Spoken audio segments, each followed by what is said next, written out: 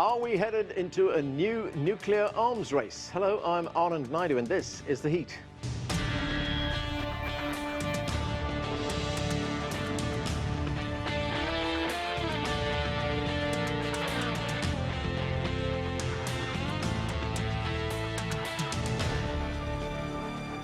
A Cold War-era arms control deal signed by the United States and Soviet leaders in 1987 is now dead.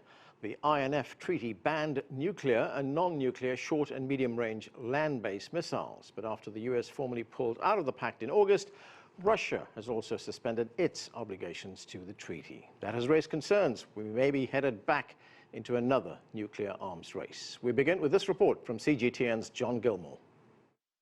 Soviet leader Mikhail Gorbachev and US President Ronald Reagan agreeing to the Intermediate-Range Nuclear Forces Treaty in 1987.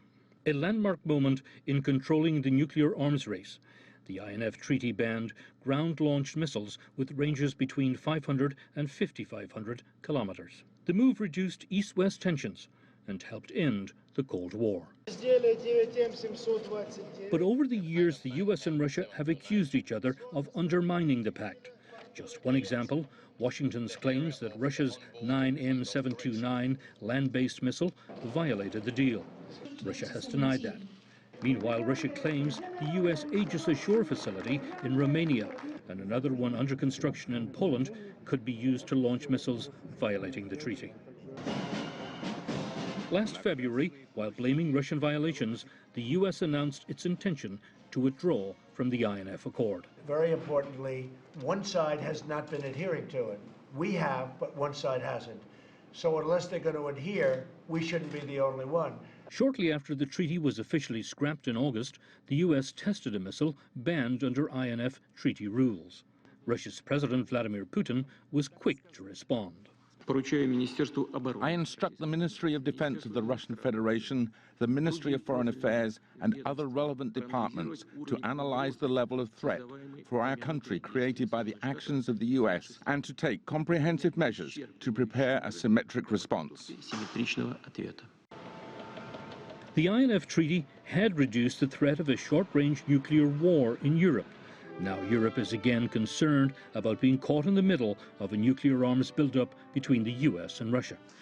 What we definitely don't want to see is our continent going back to being a battlefield or a place where other superpowers confront themselves. This belongs to a faraway history.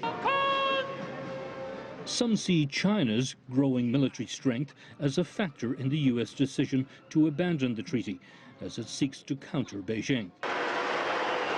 Free of INF limitations, the US Defense Secretary has already proposed installing intermediate-range missiles in Asia, quote, sooner rather than later.